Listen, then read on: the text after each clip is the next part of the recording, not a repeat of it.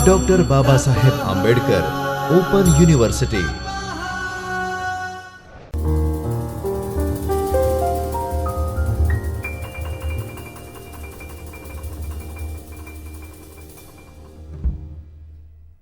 नमस्कार। Doctor Baba Saheb Ambedkar open university के चैतन्य studio में आप सभी का स्वागत है। मैं Neetu Singh, assistant professor in special education. Paper SESV01 के block 4 identification and assessment of visual impairment के आगे का जो टॉपिक है उस पर हम आज चर्चा करने वाले हैं। वो है लो विजन असेसमेंट बाय जिलकिफ से लो विजन असेसमेंट बाय जिलकिफ। इसमें कार्यात्मक दृष्टि जो VI बच्चे हैं उनके कार्यात्मक दृष्टि का यहाँ पे असेसमेंट होगा कि बच्चा कितना देख पा रहा है, कितना क्लियर विजन है, कितने चीज़ों को वो आइडेंटिफाई कर पा रहा है, पहचान पा रहा है। जैसे अगर एक सीरीज़ में कोई ऑब्जेक्ट रखा हुआ है तो उसमें से कोई एक ऑब्जेक्ट जो आप बोल रहे हो उसको उठा के लेके आना, या फिर खुद से बाहर जाके खेलना, जैसे बैट बॉल है या कोई अदर गेम है वो। तो यहाँ पे कार्यात्मक दृष्टि के लिए उपयोग किए जाने वाले कौशल को यहाँ सूचीबद्ध किया गया है ताकि उनका मूल्यांकन किया जा सके। कौशल का क्रम समान दृष्टि विकास के अनुकरण का अनुसरण करता है, जिसे प्रोफेसर नताली बैरागा द्वारा समझाया गया है। अल्प दृष्टि वाले व्यक्ति विशेष परीक्षण के बिना सभी चरणों में प्रगति करने में सक्षम नहीं हो सकता। कुछ कौशल सीखने में वो सक्षम होते हैं और कुछ कौशल को सीखने में वो सक्षम नहीं हो पाते हैं। तो इस किट से हम वही देख पाएंगे या आइडेंटिफाई कर पाएंगे कि बच्चा कौन कौन कौशल को सीख पा रहा है, किस कौशल को सीखने में उसे कठिनाई हो रही है। जैसे चलती वस्तुओं को ट्रैक करना, अगर कोई मूविंग ऑब्जेक्ट है तो उसको बच्चा कितना फॉलो कर पा रहा है, कर भी पा रहा है कि नहीं, या थोड़ा थोड़ा उन्हें पता चल रहा है। लेकिन व्यक्ति अभी भी बाद के चरणों में प्रगति कर सकता है। हो सकता है कि कुछ कौशल वो नहीं प्राप्त कर पाए, लेकिन आगे चल के कोई दूसरा कौशल है वो प्राप्त कर ले या सीख जाए अच्छी तरह से। कार्यात्मक दृष्टि का मूल्यांकन बैरागा और टोविन द्वारा निर्मित परीक्षणों और किटों पर आधारित है। मूल्यांकन किए जाने वाले कौशल के 7 क्षेत्रों को समझाया गया। यहाँ पे इनके 7 एरियाज़ है और उदाहरण दिए गए हैं कि कौशल का उपयोग कैसे किया जाता है। इन दृष्टि कौशल का उपयोग दैनिक गतिविधियों को करने के लिए किया जाता है, जैसे बाहर जाके कुछ लाना है, खुद का जैसे वॉशिंग है, नहाने का है, बाथिंग है, टॉयलेटिंग है, ब्रशिंग है। तो ये सारा जो कार्य है वो इसमें आ जाता है। पहला है वो वस्तुओं के प्रति जागरूकता और ध्यान। किसी भी चीज़ों को बच्चे पहचान पा रहे हैं कि नहीं, उसके बारे में जानते हैं कि नहीं, उसको आइडेंटिफाई कर रहे हैं कि नहीं। अगर आइडेंटिफाई करने के टाइम अगर उस पर अटेंशन करना है या ध्यान केंद्रित करना है तो बच्चा कर पा रहा है कि नहीं, या उसमें उनको कहाँ तकलीफ़ हो रही है। किसी वस्तु या लक्षण को खोजना और उसे देखना काफ़ी देर तक, उसके बारे में जागरूक रहना या उसे पहचानना। आकलन का कारण क्या है या हमें क्यों आकलन करना चाहिए। क्या बालक अपने निकट की वस्तुओं को देख सकता है? क्या वह वस्तुओं को दृष्टि से खोजता है या अपने हाथों से खोजता है?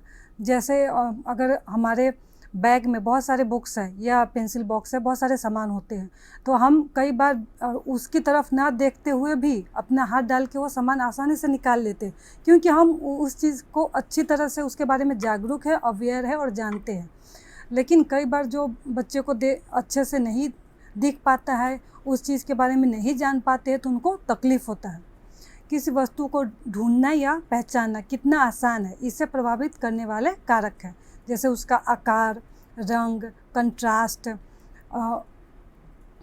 आदि। कोई वस्तु परिचित है तो उसे पहचानना आसान हो जाता है। अगर कोई वस्तु से बच्चा डेली अवेयर हो रहा है या डेली उसके लाइफ में आ रहा है, तो कई बार उस चीज़ को आसानी से बच्चा पहचान जाता है। जैसे आप इस पिक्चर में देख रहे हो, जैसे कोई बॉल है या फूल है या कोई भी उनका जो टॉयज़ है वो बच्चे के सामने हर टाइम है, तो बच्चे उस चीज़ को आसानी से पहचान लेते हैं। अगर कोई नया ऑब्जेक्ट या नया चीज़ उनके सामने ला दे तो फिर उसको पहचानने में उनको बहुत टाइम लगेगा और पहचानना सीखने में भी थोड़ा वक्त लग जाएगा। फिर दूसरा है आँखों की गतिविधियों पर नियंत्रण, जैसे ट्रैकिंग है, एक चीज़ पे घूमती हुई चीज़ को आप देख रहे हो। आँखों या सिर की गति से गतिमान वस्तुओं का अनुसरण करने में समक्ष होना, जैसे मूविंग ऑब्जेक्ट है या चलती हुई है। जैसे अगर हम टीवी देखें तो जब न्यूज़ देखते हैं तो न्यूज़ हेडलाइन नीचे छोटे छोटे अक्षरों में जाता है। कई बार गाना सुनते हुए भी वो भी जो हिंदी भाषा या इंग्लिश में अगर डब्ड मूवी देख रहे हो तो नीचे आता है, तो जल्दी जल्दी चेंज होता रहता है। तो उसे हम बच्चा देख पा रहे कि नहीं, पढ़ पा रहे कि नहीं, कितना हद तक उसे देख पा रहा है या पढ़ पा रहा है। मूल्यांकन का कारण है इसमें, क्या बालक वस्तुओं के लिए खोए बिना जहाँ वे गए हैं उसकी गति का अनुसरण कर सकते हैं। जैसे अगर कोई पेंसिल बॉक्स इरेजर गिर गया पेंसिल बॉक्स में से, या पेंसिल ही गिर गया, या उसका खिलौना गिर गया और वो वहाँ से लुढ़क कर आगे चला गया, तो कहाँ तक गया है उसकी आवाज़ से, या फिर उसके पीछे पीछे बच्चा देख पा रहा है, उसको ढूंढ पा रहा है। तो ये चीज़ यहाँ पे देखना है। गतियों की विभिन्न दिशाओं का परीक्षण किया जाना चाहिए, ऊपर नीचे, दाएं बाएं, आगे पीछे। लोगों या जानवरों के चलने या ज़मीन पर गिरने या लुढ़कने का कारण हो सकता है, या यातायात की गतिविधियों का पालन करने के लिए ट्रैकिंग की आवश्यकता होती है। कई गेम खेलने के लिए लोगों या वस्तुओं जैसे गेंद को ट्रैक करना आवश्यक होता है। जैसे अगर बॉल का कैचिंग खेल रहे हैं, बैट बॉल है, बैडमिंटन है, तो ये सभी गेम में हमें ट्रैकिंग की आवश्यकता होती है। जैसे इसमें आप पिक्चर में देख रहे हो, पहला अगर रेलगाड़ी है बच्चे का, तो उस पर अगर उसको मूव करवाना है तो पटरी के हिसाब से बच्चे को अपने हाथ को और आँखों को भी ट्रैकिंग में लेके जाना पड़ेगा। फिर दूसरा जो गेम है उसमें जो बच्चे छोटी सी जो बॉल है उसको रख के घुमा रहे हैं, तो जिस तरफ से वो गोल गोल घुमाएंगे तो वो भी उसके साथ घूमेगा, तो बच्चे उसको देख रहे हैं, तो उनकी यहाँ पे आँखों की है वो ट्रैकिंग हो रही है, तो बच्चा कर पा रहा है कि नहीं, उसको फॉलो करता है कि नहीं। इस तरह से भी नीचे 2 गेम है, तो यहाँ पे हमें बच्चे का ट्रैकिंग करने की क्षमता का पता चलेगा। फिर तीसरा है आँखों की गतिविधियों पर नियंत्रण। स्कैनिंग आँखों की एक वस्तु से दूसरी वस्तु पर सटीक रूप से घुमाना है। अगर कोई 2 चीज़ रखा हुआ है या फिर एक किनारे से दूसरे किनारे तक हमें देखना है तो उसे हम स्कैनिंग कहते हैं। तो यहाँ पे बच्चा स्कैनिंग कर पा रहा है कि नहीं, ये इसमें आकलन का क्या कारण है। क्या बालक एक वस्तु से दूसरी वस्तु पर सटीक नज़र रख सकता है। फिर अल्प दृष्टि वाले कुछ लोगों को वस्तुओं को खोजने के लिए लंबे समय तक इधर उधर खोजना पड़ता है। जैसे अगर हम सब्जी मंडी में जाए, वहाँ पे सब्जियों की बहुत सारी ठेला लगा हुआ है, तो आप एक जगह खड़े होकर आप देखते हो कि हमें किसके पास जाके वहाँ से सामानें लेनी है, या फिर थोड़ा दूर खड़े होकर आप नज़र दौड़ा लेते हो कि किस पे अच्छी है, किस पे ताज़ी है, तो हम उसी के पास जाके लेंगे। तो वहाँ पे जो बच्चा खड़ा होकर अगर देख रहा है तो वो कितना देख पा रहा है, उसे स्पष्ट दिख रहा है कि नहीं, वो उस सब्जी को या वस्तु को आइडेंटिफाई कर पा रहा है कि नहीं। कुछ लोग को पास की वस्तुओं को देखने के स्थान पर कुछ और दूर देखने में परिवर्तन करने में कठिनाई हो सकती है। जैसे हमें नॉर्मली दिख रहा है, लेकिन हो सकता है जो लो विजन व्यक्ति है या पर्सन है उसको थोड़ा और आगे बढ़ के देखना पड़े, वहाँ से भी ना हो तो और पास में जाके देखना पड़े, तो यहाँ पे उसकी जो जगह है वो बदल रही है। किसी व्यक्ति या वस्तु को देखने के लिए दृश्य वातावरण को खोज के लिए स्कैनिंग कौशल की आवश्यकता होती है। उदाहरण, बाजार में एक स्टॉल की तलाश करना। जैसे आप इस गेम में इस पिक्चर में देख रहे हो कि बच्चा अपना वो ब्लॉक है वो जगह जगह पे रख रहा है, जैसे ब्लू के लाइन में ब्लू या फिर रेड के लाइन में रेड।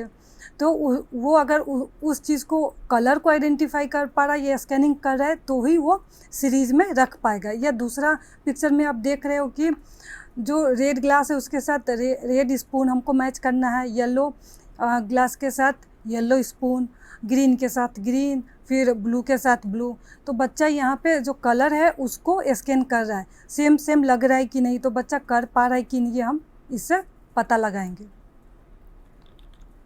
फिर है चौथा, वस्तुओं का अंतर। जो दो वस्तु में हम अंतर कैसे करेंगे कि ये अलग चीज़ है, जैसे ये सर्कल है और ये स्क्वायर है, तो दोनों दो शेप एंड साइज का है, तो वो हमें कैसे पता चलेगा। किसी वाय रेखा का या समान आकृति से वस्तुओं की पहचान। इसमें मूल्यांकन का जो कारण है वो यह है कि यह जानने के लिए क्या बालक लोगों और वस्तुओं के बीच अंतर कर सकता है, परिचित वस्तुओं को पहचान सकता है, विभिन्न या समान वस्तुओं को पहचान सकता है, इसलिए हम इसमें असेसमेंट करने की आवश्यकता पड़ती है। जैसे लोगों में भी हम कई बार बोलते हैं ना कि वो बहुत लंबा है ना वो, या फिर उसकी हाइट से भी आइडेंटिफाई कर लेते हैं, अगर उसका नाम पता ना हो तो हमें नाम पता नहीं, लेकिन हम उसके शेप एंड साइज से उसको पहचान रहे हैं। तो उसी तरह यहाँ पे वस्तु या सामान या खिलौना है या फिर लोग हैं, तो उनके जो उसमें क्या अंतर है उससे बच्चा आइडेंटिफाई कर पा रहा है कि नहीं। वस्तु में अनेक रंग और आकार के कारण अंतर किया जा सकता है। उदाहरण के लिए विभिन्न खाद्य पदार्थ, जैसे अगर खाद्य पदार्थ में आपका सब्जी में आलू है, प्याज है, तो दोनों का शेप राउंड है, लेकिन राउंड होते हुए भी दोनों के छूने में, टच करने में या फिर देखने में भी अलग अलग है। प्याज के ऊपर थोड़ा सा निकला हुआ होता है और आलू में नहीं निकला हुआ होता है। टमाटर है वो भी राउंड ही है, गोल है। तो इस तीनों चीज़ में बच्चा क्या आइडेंटिफाई कर पा रहा है, इसमें रंग तीनों का अलग अलग है, लेकिन अगर शेप का बताएं तो तीनों ही राउंड होता है। थोड़ा बहुत का ही फ़र्क होता है, ज़्यादा फ़र्क नहीं होता है। तो यहाँ पे क्या बच्चे इस तीनों चीज़ को अलग अलग आइडेंटिफाई कर पाएंगे कि ये आलू है, ये प्याज है, ये टमाटर है। व्यक्ति किसी वस्तु को देख सकता है और बिना ठोकर खाए या उससे टकराए चारों ओर घूम सकता है। अगर उसे मूव करना है एक जगह से दूसरी जगह, आगे कोई सामान रखी हुई है जैसे चेयर है, टेबल या कुछ भी, मैट है, या घर के आगे बच्चा निकल रहा है तो वहाँ पे शूज़ वगैरह रखे हुए हैं, तो बिना टकराए बच्चे एक जगह से दूसरे जगह जा सकते हैं। या फिर कोई क्लू मिल रहा है उनको हमारे आसपास के वातावरण या पर्यावरण में, तो एक जगह से दूसरे जगह बच्चा सुरक्षित चल पा रहा है कि नहीं, ये भी इसमें देखा जाता है। जैसे आप इसमें पिक्चर में आप देख रहे हो, एक जगह एक पिक्चर में पूरे सामान मिक्स है, जैसे जो बटरफ्लाई है, हाउस है, चेयर है, पेंसिल है, आइसक्रीम है। तो आप अगर बच्चे को बोलो कि इसमें से एक चीज़ हमको बताओ कि घड़ी कहाँ पे है, तो वो मिडिल में है, तो बच्चा क्या आइडेंटिफाई कर रहा है इतने सारे, क्योंकि यहाँ पे जो भी सामान है ऑलमोस्ट सब डिफरेंट शेप और साइज का है। फिर दूसरा जो पिक्चर है वो ऑब्जेक्ट टू ऑब्जेक्ट मैचिंग है।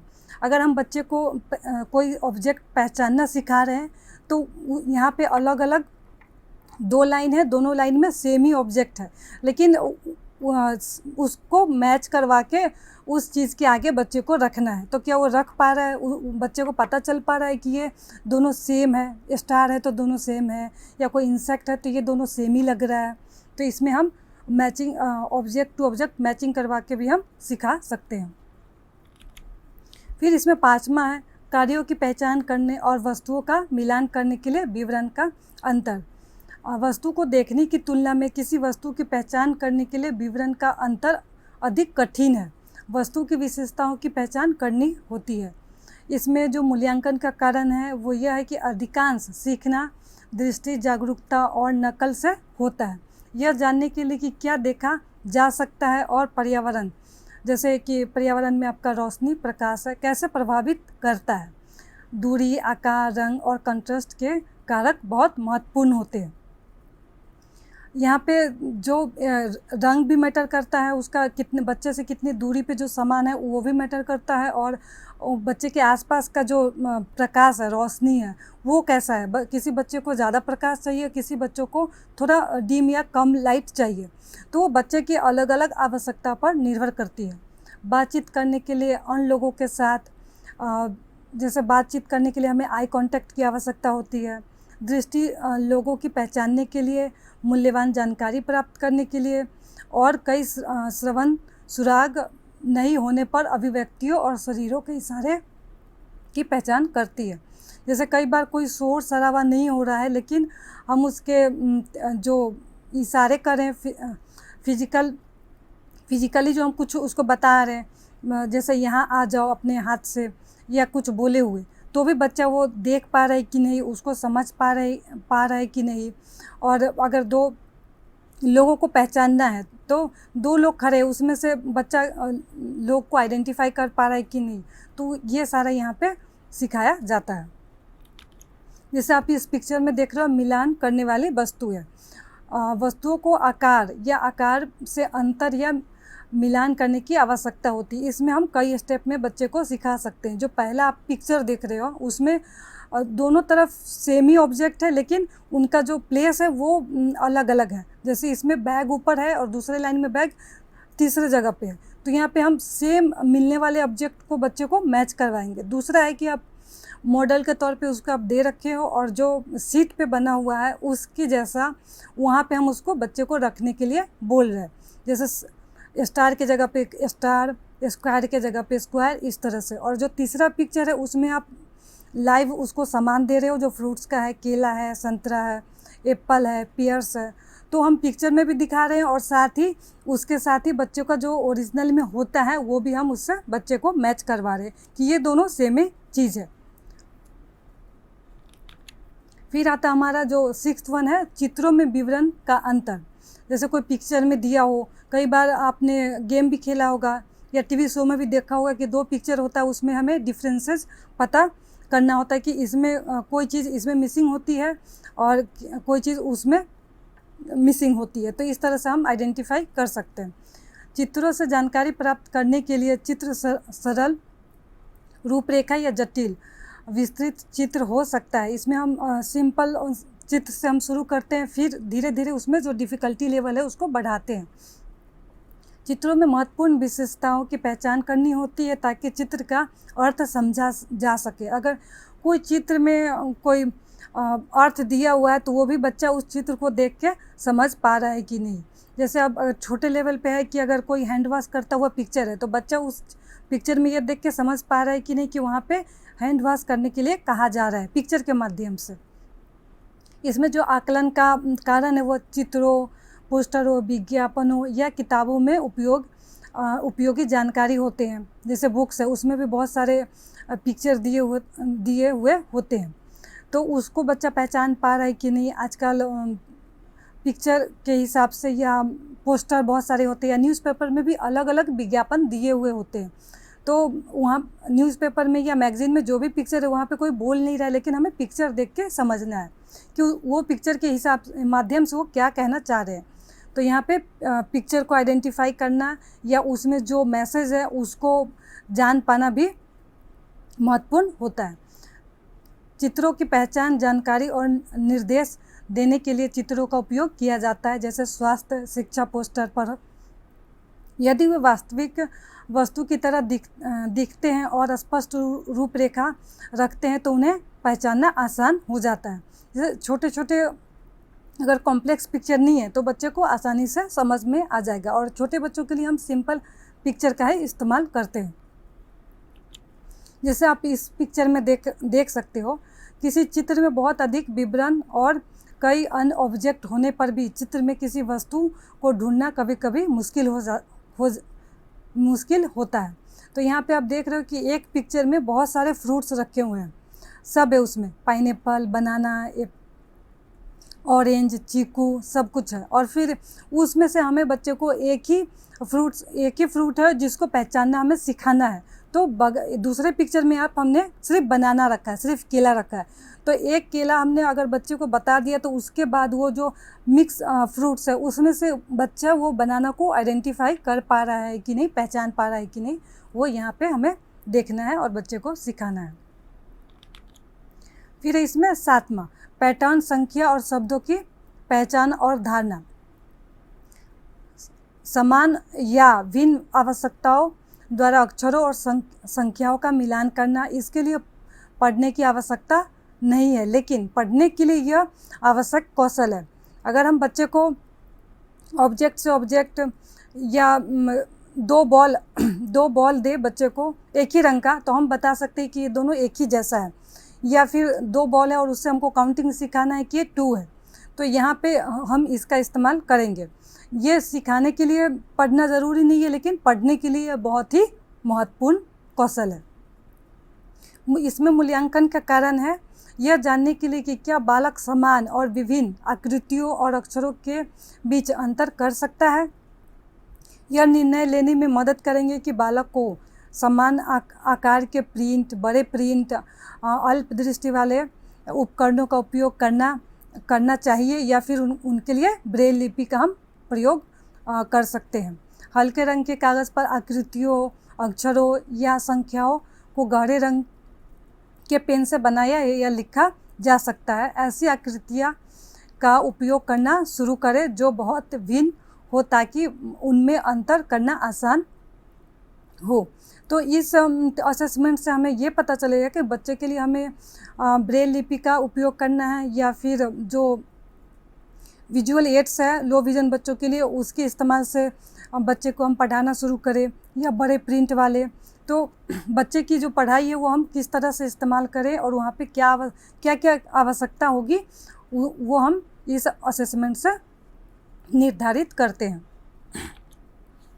जैसे आप इस पिक्चर में देख सकते हो, शब्दों की पहचान करना और उनका चित्रों के साथ मिलाना, इसमें सरल शब्दों का अनुभव आवश्यक कौशल है। जैसे जो पहला पिक्चर है उसमें हम एक तरफ अल्फ़ाबेट है और दूसरी तरफ पिक्चर है, तो हमें जैसे डी फॉर डक होता है तो डी और डक का जो है उसको मैचिंग करवाना है। फिर ई फॉर ईयर होता है तो ई से जो ईयर है, कान है, उसको मैच करवाना है।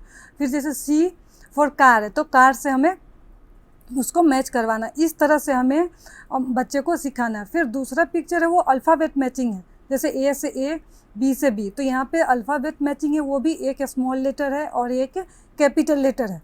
तो हम बच्चों को यहाँ पे कैपिटल लेटर से स्मॉल लेटर में मैचिंग करवा रहे हैं। फिर दूसरा है यहाँ पे काउंट करके मैच करवाना, एक तरफ नंबर है और दूसरी तरफ उस नंबर के जो ऑब्जेक्ट्स हैं या जो पिक्चर में बने हुए, जैसे फिश, स्ट्रॉबेरी, बैलून, तो ये सब हमको मैच करवाना है कि 2 के साथ कौन सा मैच होगा, 5 के साथ कौन सा मैच होगा, इस तरह से। नेक्स्ट हमारा असेसमेंट टेस्ट है वो है ली विजन टेस्ट।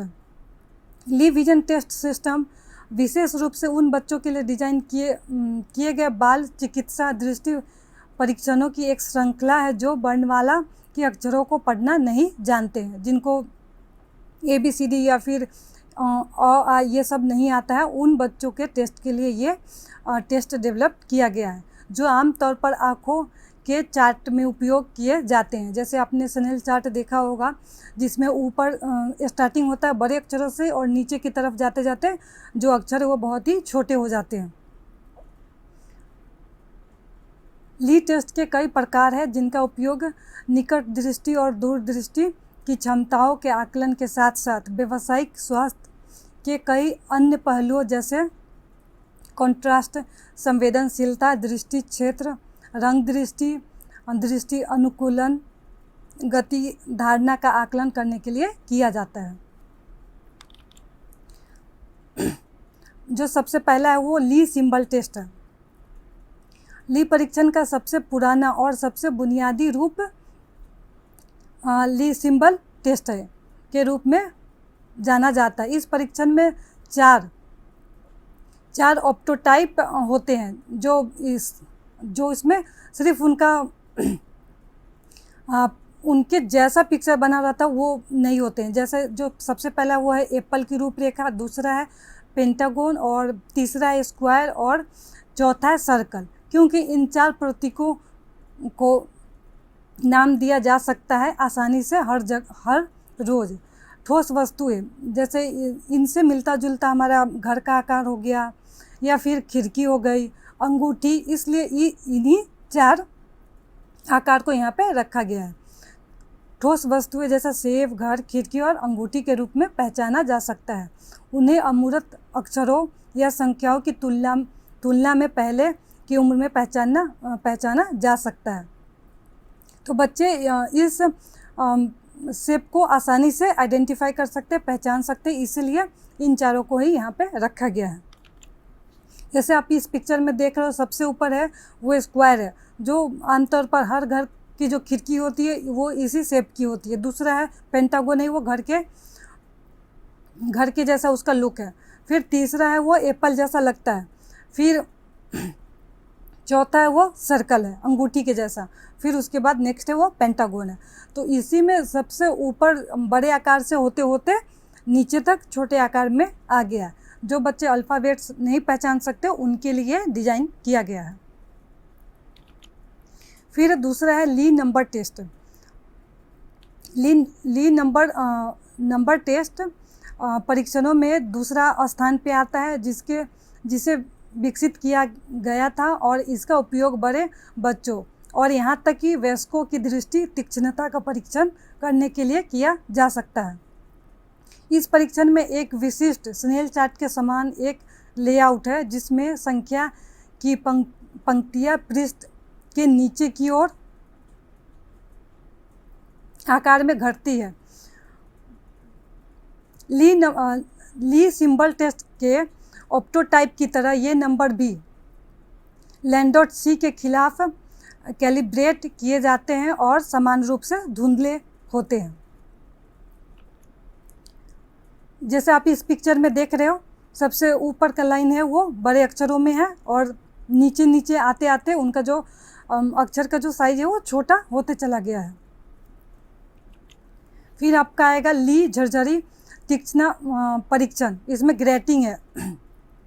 आप पिक्चर में देख रहे हो कि जो सबसे पीछे है वो एकदम सफ़ेद है, उसमें कुछ बना नहीं है। फिर उसके आगे है, उसमें हल्का हल्का आपको लग रहा है कि शेडिंग है। फिर उसके आगे है, उसमें और ज़्यादा पिछले वाले से थोड़ा डार्क शेड है, और उसके आगे है उसमें और ज़्यादा डार्क शेड किया गया है, और उसका आकार भी पीछे वालों से अगर कंपेयर किया जाए तो उनका जो आकार है वो भी बड़ा है।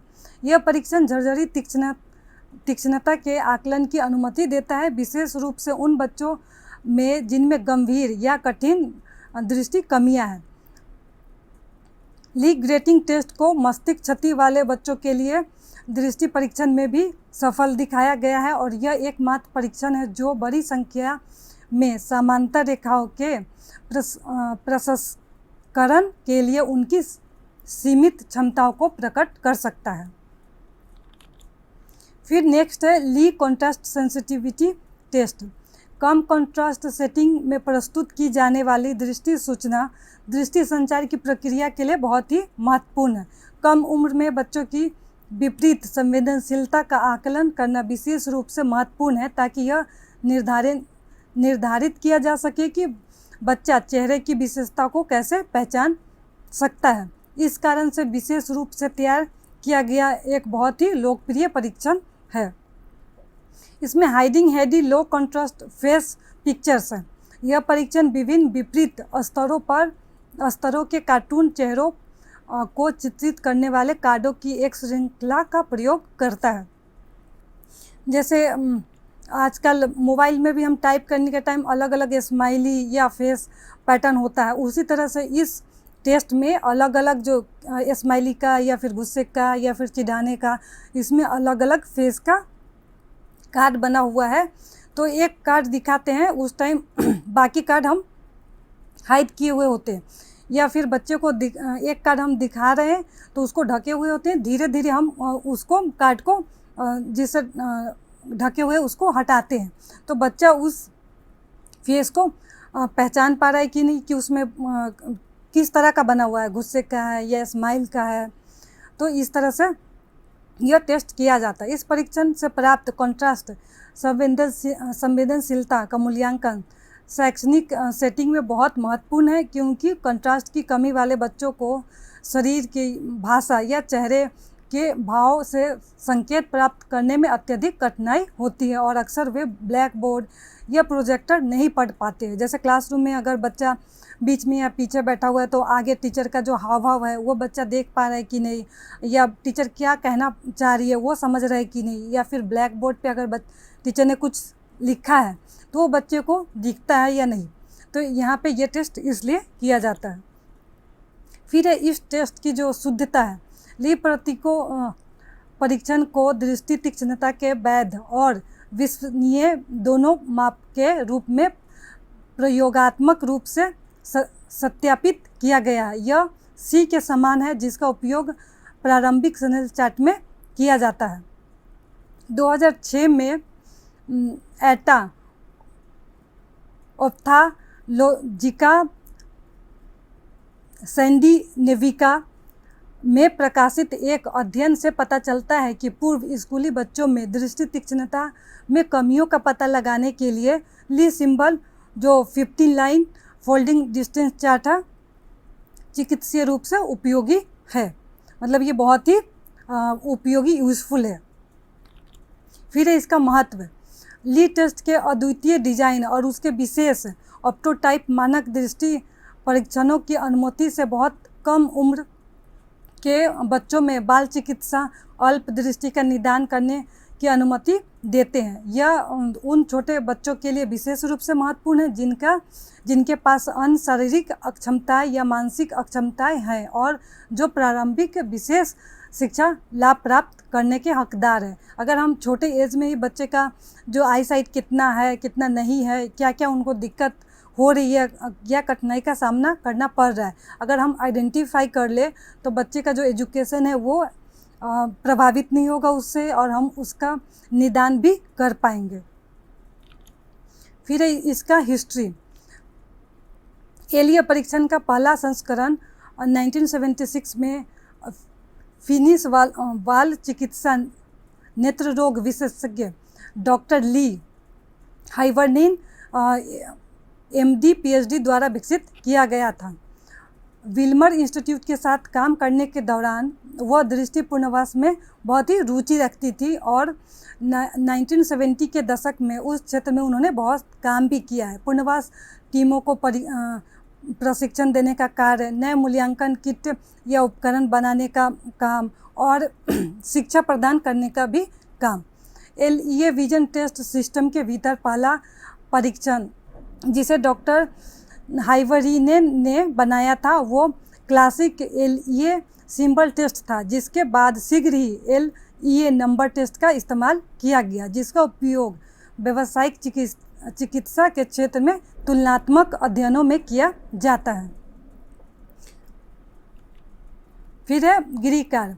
आज हमने दो टेस्ट के बारे में पढ़ा है, चर्चा किया है। जो पहला है लो विजन असेसमेंट बाय जिलकिफ और दूसरा है LEA विजन टेस्ट। तो इसी दोनों के ऊपर गिरिकार है। जो क्वेश्चन है वो आप अपने प्रोग्रेस के लिए सॉल्व कर सकते हो। इसको जो पहला है जिलकिफ अल्पदृष्टि मूल्यांकन को समझा है और दूसरा है LEA विजन टेस्ट किसे कहते हैं और इसमें कितने चरण होते हैं उसके बारे में लिखो। इसके आगे का जो पार्ट है वो हम नेक्स्ट क्लास में करेंगे। धन्यवाद।